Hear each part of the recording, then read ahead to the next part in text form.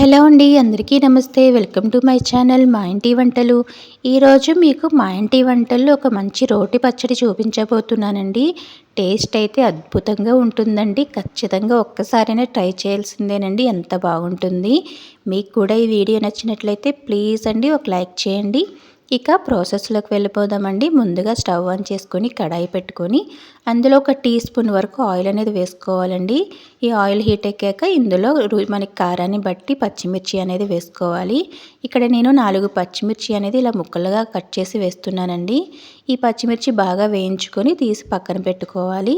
మళ్ళీ అదే కడాయిలో ఒక కప్పు వరకు సొరకాయ ముక్కలు వేస్తున్నానండి. ఈ సొరకాయ ముక్కలకి పైన ఉన్న తొక్కని తీసేసుకోవాలి. అలాగే గింజలు కూడా కొంచెం మనకి ముదర సొరకాయ అయితే గింజలు కూడా తీసేసేయాలండి. గింజలు ఉంటే మనకి పచ్చడి అనేది అంత బాగుండదు. ఇప్పుడు ఈ సొరకాయ ముక్కల్లో ఒక టీ స్పూన్ వరకు సాల్ట్ అనేది వేసుకొని లో ఫ్లేమ్లో మూత పెట్టి మెత్తగా అయ్యే వరకు మగ్గించుకోవాలండి. ఈ సొరకాయ ముక్కలు వేగేలోపు ముందుగా వేయించుకున్న పచ్చిమిర్చి, అలాగే ఒక 4 వెల్లుల్లి రెబ్బలు, ఒక టీ స్పూన్ వరకు జీలకర్ర అనేది రోట్లో వేసుకొని దంచుకోవాలి. ఈ పచ్చడి అనేది మనకి రోట్లో వేసుకుంటేనే చాలా బాగుంటుందండి. ఈ సొరకాయ పచ్చడి ఖచ్చితంగా ఒక్కసారైనా ట్రై చేయాల్సిందేనండి. టేస్ట్ నిజంగా చాలా బాగుంటుందండి. చూసారు కదండి, ఈ విధంగా మెత్తగా అనేది దంచుకోవాలి. ఇప్పుడు ఇందులో ఒక ఉల్లిపాయ వరకు చిన్నగా ముక్కలు కట్ చేసిన ఉల్లిపాయ ముక్కలు అనేది వేస్తున్నానండి.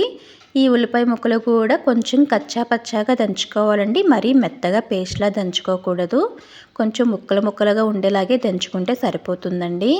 అదే మనం ఇది మిక్సీలో వేసుకున్నామంటే మెత్తగా పేస్ట్లా అయిపోతుంది కదండి. అసలు పచ్చడి అనేది టేస్ట్ అంత బాగుండదు. ఈ పచ్చడి మాత్రం కంపల్సరిగా రోట్లోనే చేసుకుంటేనే టేస్ట్ అనేది బాగుంటుందండి. చూసారు కదండి, ఈ విధంగా దంచుకోవాలి. ఈ సొరకాయ ముక్కలు కూడా బాగా మెత్తగా అయిపోయాయి కదండి. ఇప్పుడు ఈ ముక్కలను కూడా తీసి పక్కన పెట్టుకోవాలండి. మళ్ళీ అదే కడాయిలో ఒక టీ స్పూన్ వరకు ఆయిల్ వేసుకొని ఇప్పుడు ఇందులో ఒక 1/2 కప్పు వరకు టమాటాలు వేసుకోవాలండి. ఈ టమాటాలు అనేవి ఒక 2-3 టమాటాల వరకు తీసుకున్నానండి. ఇలా ముక్కలుగా కట్ చేసి వేస్తున్నాను. ఒక కప్పు సొరకాయ ముక్కలకి ఒక 1/2 కప్పు వరకు టమాటాలు వేసుకుంటే మనకి పచ్చడి అనేది పర్ఫెక్ట్గా వస్తుందండి. ఇప్పుడు ఈ సొరకాయ ముక్కలు కూడా రోట్లో వేసుకొని దంచుకోవాలండి. మరీ మెత్తగా అక్కర్లేదండి, కొంచెం మనకి కచ్చా పచ్చాగా దంచుకుంటే సరిపోతుంది. మీరు కూడా ఈ రెసిపీ ట్రై చేసి ఎలా ఉందో కామెంట్ చేయండి. అలాగే మా ఇంటి వంటల కోసం నా ఛానల్ సబ్స్క్రైబ్ చేసుకొని సపోర్ట్ చేయండి ప్లీజ్ అండి. చూసారు కదండి, ఈ విధంగా దంచుకుంటే సరిపోతుందండి. మరీ మెత్తగా దంచుకోక్కర్లేదు. ఈ టమాటాలు కూడా బాగా మగ్గిపోయాయి కదండి. ఇప్పుడు ఇందులోనే కొద్దిగా చింతపండు అనేది వేస్తున్నానండి. చింతపండు అనేది మరీ ఎక్కువ అక్కర్లేదండి, చిన్న పిక్క వరకు వేసుకుంటే సరిపోతుంది. ఇప్పుడు ఈ చింతపండు కూడా కొంచెం మెత్తగా అయ్యే వరకు ఒక 2-3 నిమిషాల వరకు మూత పెట్టి మగ్గించుకుంటే సరిపోతుందండి. ఈ టమాటాలు కూడా బాగా మెత్తగా మగ్గిపోయాయి కదండి. ఇంకా స్టవ్ అనేది ఆపేసుకొని ఈ టమాటా ముక్కలని కొద్దిగా చల్లగా అయ్యే వరకు పక్కన పెట్టుకోవాలండి. చల్లగా అయిన తర్వాత అప్పుడు రోట్లో వేసుకొని దంచుకోవటమే. ఇప్పుడు ఈ టమాటా ముక్కలు కూడా వేసుకొని కొంచెం బరగ్గా అనేది మనం రుబ్బుకోవాలండి. మరీ మెత్తగా అనేది రుబ్బుకోకూడదు. అదే పచ్చడి మిక్సీలో వేసామంటే సొరకాయ ముక్కలు కదండి, చాలా త్వరగా మెత్తగా అనేది పేస్ట్లా అయిపోతుంది. పచ్చడి అనేది టేస్ట్ అంత బాగుండదండి. ఈ విధంగా రోట్లో వేసుకొని చేసుకుంటేనే టేస్ట్ నిజంగా చాలా బాగుంటుందండి.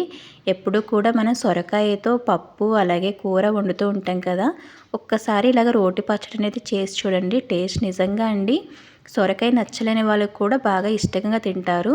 ఇప్పుడు ఇందులోనే కొద్దిగా రుచికి సరిపడా ఉప్పు అనేది వేస్తున్నానండి. మనం ఆల్రెడీ సొరకాయ ముక్కలకి మగ్గేటప్పుడు ఉప్పు అనేది వేసుకున్నాం కాబట్టి రుచి అనేది చూసుకొని అడ్జస్ట్ చేసుకొని వేసుకోవాలండి. చూసారు కదండి, ఈ విధంగా మనం పచ్చడి అనేది రుబ్బుకుంటే సరిపోతుందండి. ఈ విధంగా ఉంటే చాలండి, మరీ మెత్తగా ఉంటే బాగుండదు. ఇప్పుడు దీనికి తాలింపు అనేది పెట్టుకోవాలి. ఈ పచ్చడికి తాలింపు అనేది లేకపోయినా సరే కూడా చాలా బాగుంటుందండి. ఈ తాలింపు అనేది ఆప్షన్ అండి. కొంతమందికి ఇష్టపడతారు, కొంతమంది ఇష్టపడరు కదండి. నేనైతే ఇక్కడ తాలింపు అనేది పెడుతున్నాను.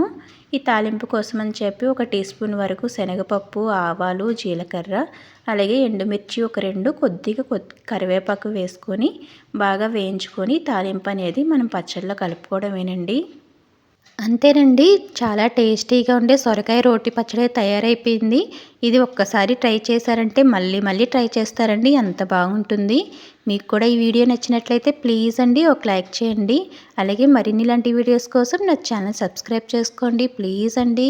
థ్యాంక్ యూ అండి. Thank you for watching.